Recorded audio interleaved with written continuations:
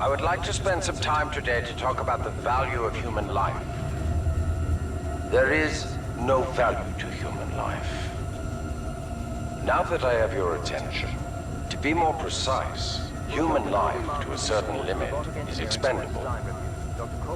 We are self-perpetuating yet self-destructive, adaptable yet flawed, and always resource-intensive. We are endless consumers of resources.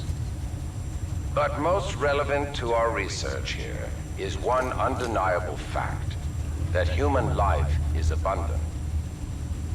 Overpopulation of any colonized world is a given. Through the lens of cold objectivity, it is irresponsible to say that all individuals on such worlds are actually indispensable. Millions of humans die across the colonized world every day by any number of causes. Human life is expendable. Now our problem is twofold. On the one hand, we are faced with a hostile frontier populace opposed to our commercial pursuits for the greater good. And on the other hand, there is a never-ending cry for natural resources, demanded of us by the greater populations of the core systems. We must have order on the frontier if we are to achieve true progress, but the militia, in its provincial myopic lack of vision, refuses to accept this. Thus, we are at war. Now the bitter truth. Reinforcements from the core systems will not arrive for several more years. The militia gains strength day by day, taking back one planet after another. Our choices are limited. Drastic action must be taken. Again, I remind you all of one simple truth, that human life is abundant. And, as distasteful as it may sound, human life is, in truth, expendable. And so that brings us to this planet Typhon, where we have discovered a gift, a machine that will do more than change the tide. Call it fate, call it evolution, call it what you will.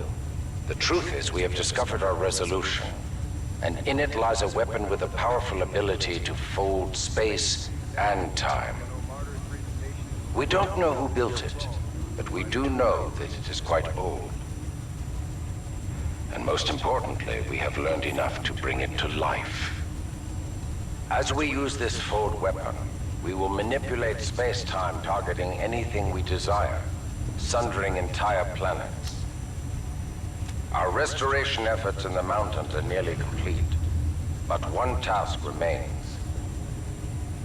We must complete a small-scale test here first, to tune the power source, or the arc, as our colleagues tend to call it. Once we have accomplished this, we will transfer the power source, the arc, to the full-scale site, and destroy one populated militia planet and then another, until they capitulate.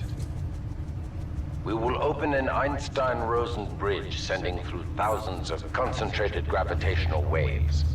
This will rip apart and sunder every molecule, every atom, and every living thing we target, resulting in total loss of life.